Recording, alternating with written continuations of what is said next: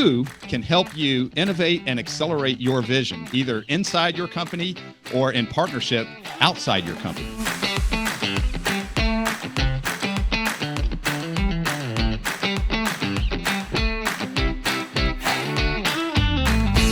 Welcome to the show. Cannon Carr and Claudia Betting are with you. And if you don't know what intrapreneurship is, you're in the right place. So we'll get into that. But Claudia, why don't you introduce our guest first? Today's guest is Louis Gump, a seasoned business leader, author, and innovation strategist who's lived at the intersection of big company leadership and entrepreneurial grit.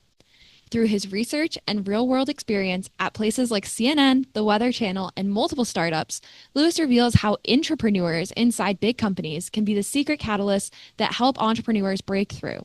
His book, The Inside Innovator, a practical guide to intrapreneurship, will be available in the podcast notes below, so make sure to check it out. Louis will shift how you think about innovation, not as a solo act, but as a partnership. As you listen to this episode, keep three questions in mind. First, can you cultivate someone who is a catalyst for growth in your company? Second, can you accelerate your business by linking with the larger company by finding the internal innovators in that bigger company? And third, are you giving back in a way that can return things to you in unexpected ways? It's magic when you do that. Louis talks about it. Sit back and listen to this powerful episode with Louis Gump. Well, Louis, this will be a wonderfully fun episode and unique in many respects. You know, we'll focus on that intersection of intrapreneurship and entrepreneurship and really leverage a lot of the great, deep, independent research you've done on this in your book. And so I'm excited. Welcome to the show. And I thought we'd open with just the question, you know, you've seen in your career the corporate side. You've had a taste of entrepreneurship. You've certainly built a career around intrapreneurship. What do you think about yourself in that spectrum? What do you consider yourself from a business perspective in leadership? Thanks, Cannon. I'm also excited for the conversation. Looking forward to exploring a number of different topics. On this one, you know, I've given that a good bit of thought, and I feel comfortable in both in different ways and at different times. In the case of intrapreneurship, that feels really satisfying to me in multiple ways. One of them is that you have the resources of a larger organization and you can really move the needle. On the other hand, entrepreneurship, it gives you more ability to move and kind of make decisions in typically shorter periods of time. In both cases, you get to work with really talented teams. So I find one of the aspects of this is kind of how you're naturally wired. And another one is where you are personally, where you are in your career. There are several ways to think about this. I'll expand it from my own experience. You know, sometimes people want to get an experience as an intrapreneur. They want to learn from a large company before they go out on their own. Some people have this great idea and they want to get going. And then later on, either through choice, they move to another company or they're acquired. So I find that some people can migrate and do both. Others are just say, oh, I much prefer an environment in a larger organization, or I much prefer the entrepreneurial environment. For me, I'm comfortable in both. Yeah, well, great to be comfortable with both, and you've touched on a couple of things which we're going to pick up on. But first, let's just make sure quickly folks understand the definition of intrapreneurship and the definition of entrepreneurship as you've found in your research. Sure. So the definition of intrapreneurship is the practice of creating value through innovation and growth within a larger organization. Mm-hmm. And the definition of entrepreneurship, typically, as I've looked further into it, is it refers to the practice where someone is an owner or a founder or both of an organization. Mm-hmm. Yeah, awesome. All right, so let's go back to some of your research, and in particular, you know, how does the concept of entrepreneurship and innovation within a large company help entrepreneurs uniquely, right? Those entrepreneurs who really can plug into that and accelerate things. So I know your research kind of uncovered some of that. So let's explore that a little bit. Yep. So my research uncovered really 4 findings. I looked for the themes, and 4 of them emerged. One of those was that intrapreneurs help organizations to adapt. One of those is that intrapreneurship really trains the next generation of leaders within an organization. Right. One of those is that entrepreneurs are responsible for value creation, which in the way I ordered them in the conclusion of the book, that's the fourth one. The third one, and for me, the least expected, but it was crystal clear with if you can imagine a diner, it had the neon lights on it. It said, entrepreneurs create transformative opportunities for entrepreneurs. And Wow. I looked at the examples and I looked at the comments from people that I interviewed, and I thought back to my own experience. And what happens is often you have entrepreneurs who are growing either their business overall or they're growing a new line of their own firm, and they need one good client. And they need that client either for revenue or to be a reference case or for learning or for technology and development. And when that happens, it's just a massive leap. An example that I've given several times recently is when I was at the Weather Channel and we needed a mobile ad server. And these things didn't exist. Nobody had them. This is in about 2004, 5, and 6. And we were serving up little French fry ads on mobile phones. Before, iPhones and Android phones, you had these, candy bar phones and flip phones with names like, the Razor. And you had a screen that was about as big as a postage stamp. And we were displaying a lot of content on there. We needed to figure out a way to pay for it. That was important so that we could build the business. And we did have some subscriptions, but ads were important. But we were just figuring it out as we went along.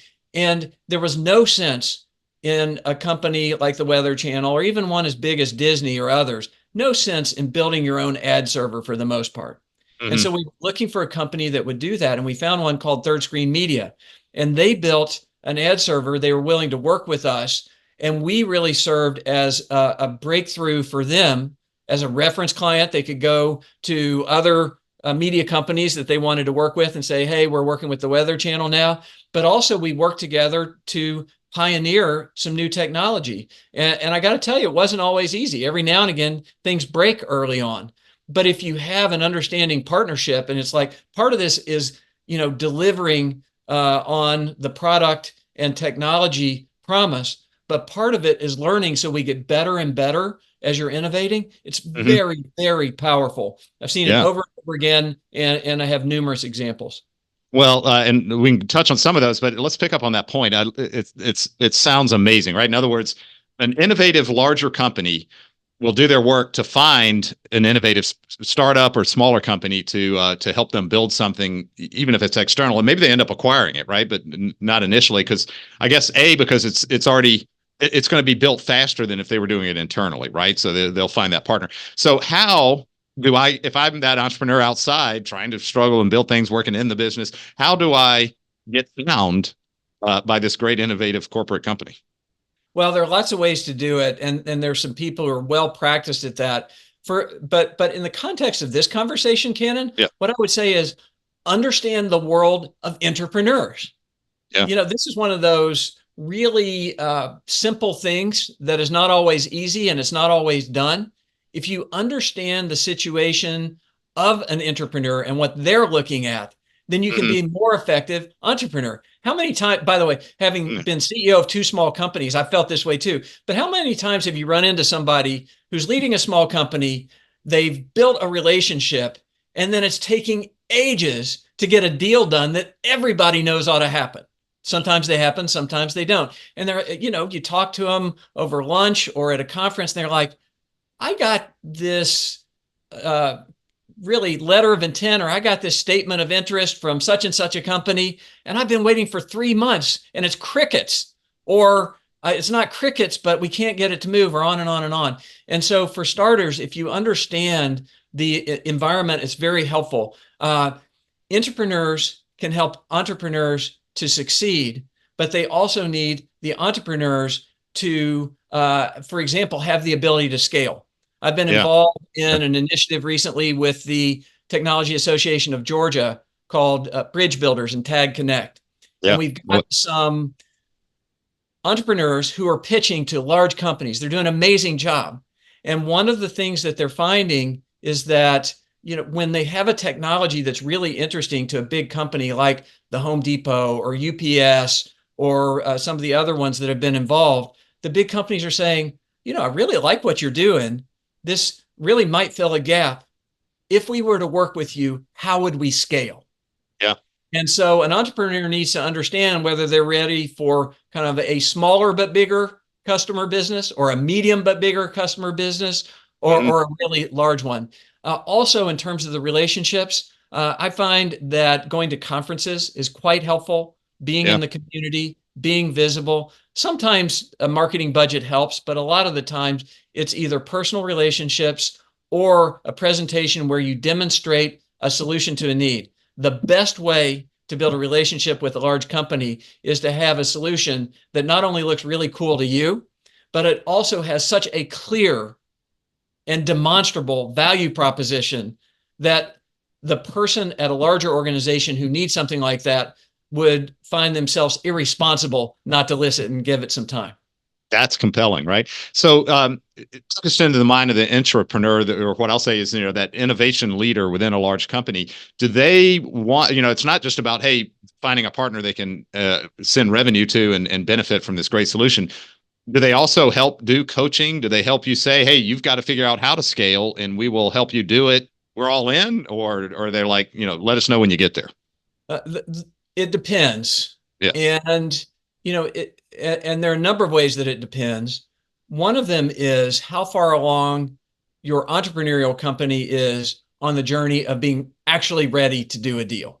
If you've got the technology, it's built, it's tested, and you're ready to go, that's one thing. If you got something and it's essentially vaporware, or it's in a beta, and then, you may see a different approach to that. Second one is, it has nothing to do with the entrepreneur. It has to do with where the inside innovator at that larger company is. If they're completely overwhelmed and underwater, it doesn't matter how good the idea is, it's going to be hard to get time from them and often other people on their team. So this is a place where you don't take it personally. You just got to demonstrate the value proposition and make sure that it works. And then lastly, there are different types of people in these roles. The best inside innovators that I know are really dedicated to mutual success. Some inside innovators, just having some real talk here, they're all about themselves and what they need. They don't, and I know some of these people, and I like them as people, and they can be very good business partners, but they just focus on what they need. And they're like, look, it's the business partner's responsibility to figure it out. If they're doing a good job, I'll work with them. If not, I'll go somewhere else. That's reality. On the other hand, it's very helpful to an entrepreneur if you find someone who not only cares about the solution and the immediate short-term or medium-term need, but they care about a long-term relationship. So I would advise entrepreneurs, where they have a choice, to dial up emphasis on those inside innovators that care more about the quick hit, more about the immediate need. If they value the relationship, if they care about mutual benefit, you're typically going to go farther, all other things being equal. Hey there, it's Claudia, producer of Business Owner Tales from the Trenches. Just a quick break to say, if today's conversation is striking a chord, don't forget to visit cannon-carr.com. You'll find key takeaways from this episode, deeper resources, and you can download Cannon's 3Rs framework, a powerful tool for navigating the toughest moments in business. Again, that's cannon-carr.com. Now back to the conversation. Reading your book is going to be a great way to understand the mindset of the entrepreneur. Take it one step further. How can an entrepreneur find time to network and find those entrepreneurs who may not have found them yet? You mentioned conferences, and maybe that's the best thing to do. Well, I think conferences, that's a good answer. And it's part of a larger area, which is involvement in the industry. Yeah. And my experience is that entrepreneurs typically benefit greatly from getting involved in industry associations that are relevant in a reasonable degree. You need to make sure that you have time to focus on other parts of your business.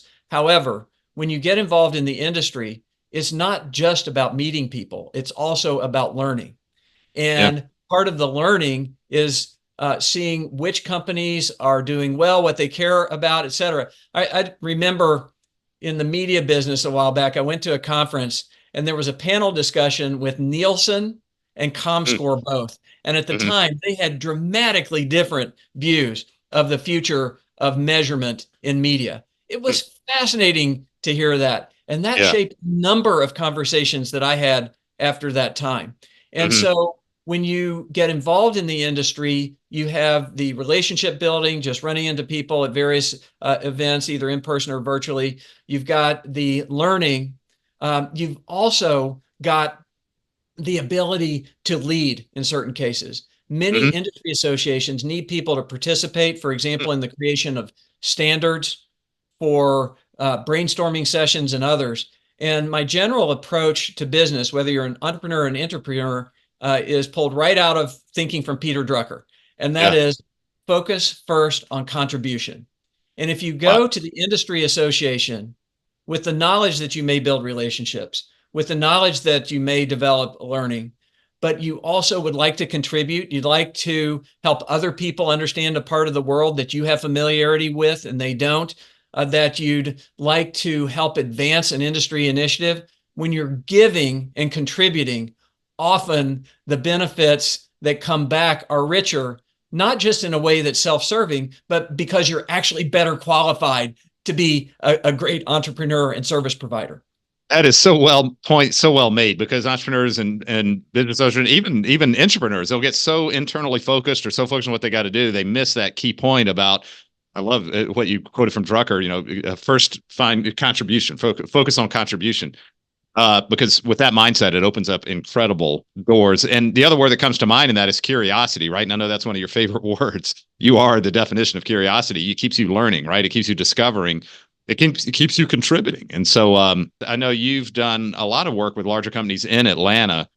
Tell us a little bit about just what you've learned about those companies in the Atlanta market and entrepreneurship in Atlanta. All right.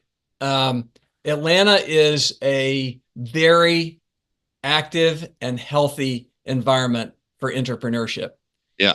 I was working on an initiative a few years ago around the mobile industry, and it was called the Atlanta Mobility Task Force. And our focus was on positioning Atlanta as a global hub for mobile technology and innovation.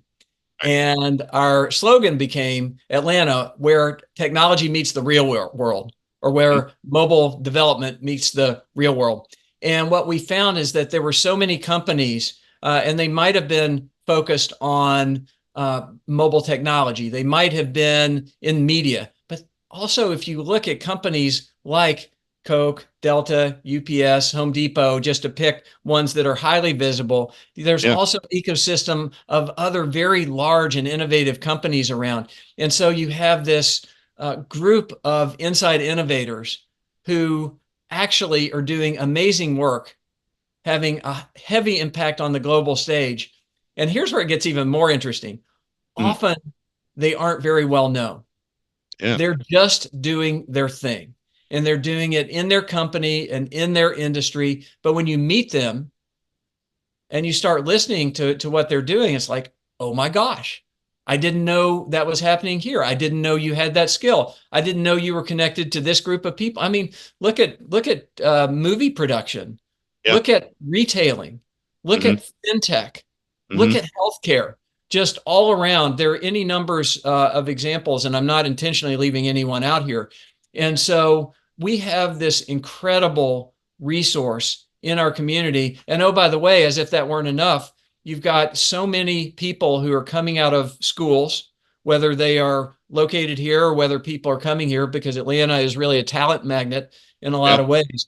And so you're giving so many people who are earlier in their careers an opportunity to grow inside these organizations that have promise for decades and generations to come.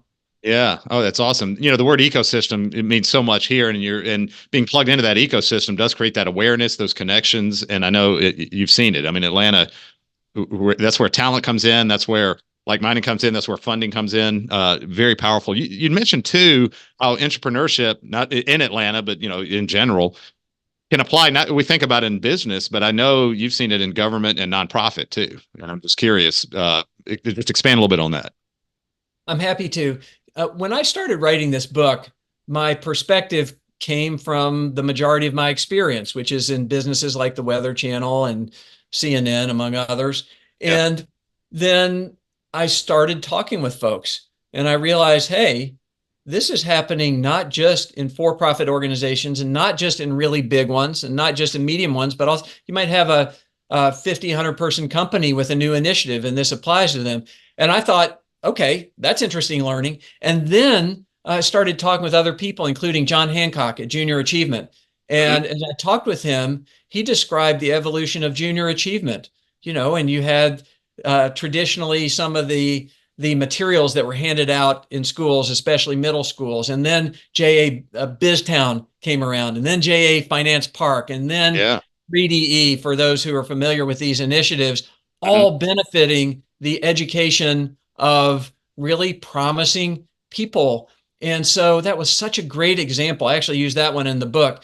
But you look around at nonprofits and you see that. And then I was talking with a longtime friend of mine who works with the government. And he said, Louis, this is fine for the private sector, but let me tell you, the government needs this big time. Right. And we just went down the path from there. And so, and then one last example, it also happens in unexpected places within the private sector, or at least places that might not be immediately obvious on the surface. Someone I know is a salesperson within a pharmaceutical company, and she read the book. And if I'm honest, she read it because she knew me and she heard about it. And she said, well, I'll take a look. And she ended up being much more interested, she admitted to me later, than she thought she was going to be. She said, Louis, this looks like me. This is what I do every day. Identified with it. Yeah. That's right. And then she went on to say, because of this, I don't want to get overly focused on the book. This is about the practice and the thoughts. Because of my understanding of Inside Innovation, that's going to help me do my job better. Yeah. Oh, great insight. I know that's been a resource, and I've heard others say the same thing, frankly, about your book and about the concept of it. So, well, awesome. So if people do want to learn more about entrepreneurship, and if you're a business owner and you want to learn how the Inside Innovator thinks and how to start stepping into those ecosystems that you've described and ultimately make contributions, how can they learn more about that, and how can they learn more about you? Well, thanks for asking. For starters, there are a number of resources out there for entrepreneurship, and you can do a search. You can do a Google search. I've tried to provide some resources, including books that are relevant in, a reference section at the back of the book. If they want to learn more about the Inside Innovator and the book that I've written, they can go to louisgump.com. It describes the book. It has some comments from folks that I really respect that are, very helpful, I think, in describing what's in the book. Also, you can find me on LinkedIn. I love to connect with people who are curious about this topic and want to learn more. And, lastly, there's just a wealth of resources around us. And I would suggest having a conversation with somebody who sounds like an Inside Innovator. They probably have some great insights. Yeah, that's awesome. Well, and I'll say your book does outline a process very well, and it does accelerate people's understanding of the playbook to innovate within a company, but also how those people think. And I've enjoyed reading the book. So, well, Louis, awesome episode. Loved it. It gave me everything I was hoping we'd pull out of it, and just great insights for a business owner and an entrepreneur who's looking to accelerate their business for growth. So, thank you for being on the show. You're welcome. It's been a great pleasure. Thanks, Cannon. All right, back in the recording studio with you, Cannon and Claudia here. So Louis has done great thought leadership around intrapreneurship within large companies. Right. What was cool today in our conversation was he was able to take that and apply it to smaller companies or founder-led companies in a more entrepreneurial context. And I thought it was some really innovative ideas, powerful messages. Yeah. So we'll get into a couple of the takeaways we thought were important, as well as a mini exercise at the end we'll give you to kind of find ways to plug into the concept of intrapreneurship.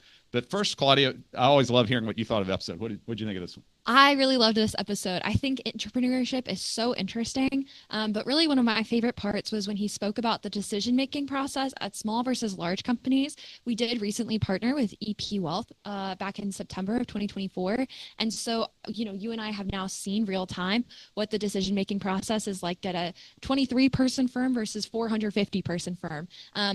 Both have their pros and cons, but listening to him talk about it with such depth was really interesting to me as someone who's recently gone through that. Yeah, no, it's cool. It's a great point. The value systems of one partner and another partner need to be similar, right, which they are for us. Yeah. And the word entrepreneurship is one of the values of EP. So it was one of our values at Corner Cap. So very cool. Great point. No, I love that. That was awesome. All right. So 3 quick takeaways with this episode. So the first one, how do you find that person inside your company that can help you grow, that can help you scale and innovate in ways that maybe you as a founder may not be thinking of? And this is kind of person is somebody who will see emerging opportunities, maybe a little differently than you, and may be able to build a process around it in a way that's additive to your skill set. And it's very cool. But Louis outlined some of the things to think about. What are the skill sets? Yeah, absolutely. I mean, he talks about how important curiosity is, being comfortable making decisions with incomplete information, having a sense of urgency, and really looking for someone who's a connector and a collaborator. Yeah, all those skill sets are the mindset of somebody who can fit the mold of what's called an intrapreneur inside a company. And these people have almost a resiliency to be able to ideally overcome obstacles, right? Incomplete information, make a decision, move forward, adapt, and help lead you through those challenges can be such an important thing. And you as the founder have set the vision, right? So they're following in the path to fulfill that vision, and it's aligned with the vision. So very powerful there. I always like to point out when you find this person, it's magic. Have the courage to listen to them. Yep. Give them leeway, right? Make some mistakes, but make it happen. Give them the trust and authority to make those changes. And who knows, you might have found your future successor as you ultimately exit the business. Secondly, Louis covered in this episode, how do you get found by larger companies that can validate and accelerate your business, right? And that concept of who's innovating maybe within that larger company, who might be a partner for you or a customer or something. But if you can tap into that innovator within that company, that can start being a fuel for your growth. Well, and he talks about this with the Weather Channel story. He was at that larger company that sourced a smaller company in order to fill a need that they couldn't fulfill themselves or didn't have time for. And being available and being that smaller company, having the opportunity to work with that bigger company like the Weather Channel can be so important and can really help your entrepreneur shine. Oh, yeah. So, and Lewis's book gives you the playbook to speak the language of that larger company's innovator, right? And put a system in place for them. The key here is find a way to be indispensable to them in your conversation, and it'll capture their attention, and you become part of their ecosystem of success. So very cool, right? If you help them succeed, they'll turn around and help you succeed. And as Louis said, they can make you better. So it's such magic to find someone like that.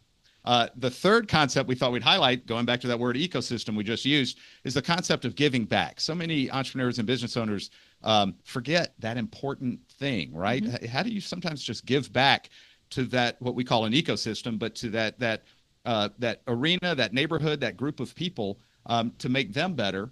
Because surprise, surprise, it'll come back and benefit you sometimes. Yeah, absolutely. I mean, this makes me think of so many things off the top of my head, because I think we really are surrounded by entrepreneurs that kind of follow that mindset. One of them being Mo Bunnell with the Give to Gets. That's episode 1. If you want to go back and take a listen, he makes excellent points about that. And another is Jennifer Shearer, who is episode 3, when she was at Georgia State, talking about that and how it related to being there and giving back and how important finding that ecosystem is. And then number 3, I mean, it reminds me of you, Cannon, and how plugged in you are to your ecosystem, and you're constantly a part of all these different groups and getting feedback on the decisions that you're making. And I think that it's so important, and it's one of the reasons that you're such a great leader, Well, thank you very much. I think, when you give back to the network, it does make you better, right? You have people who come back and help you because you helped them, and it's powerful and it makes you better. All right. So our final thing here, we told you we'd give you a mini exercise to do, which we can call your Intrapreneur Bridge Plan. Okay. And it's a 4-step thing to think about. First, identify one company you'd love to partner with. Second, write a 3-bullet value proposition that they cannot ignore. Third, research and name 1 to 2 leaders inside that company who are known for innovation. These are people who, are the entrepreneurs in that in their own right in that company. And then fourth, draft a plan to connect to that person, not in terms of pitching them business, but in a way to make them better, right? To accelerate what they want to do, become relevant to them. You will be able to introduce how you add value in that conversation. And, again, it's not a sales pitch. It's building that long-term relationship with a key person in a company that is going to matter for you. So put together that mini exercise, those 4 steps. Let us know how it went as you do it. Give yourself 30 days. Great episode. Thank you to Louis for doing this with us. Thank you, Claudia, for your thoughts. If you want to learn more, go to cannon-carr.com. There we have resources around what we call the 3 R's, but it's all about helping you build sustainable wealth from your business. And one of those key concepts is innovation and intrapreneurship. So that website can help you think through today's episode. Thanks for joining us. We'll see you on the next one.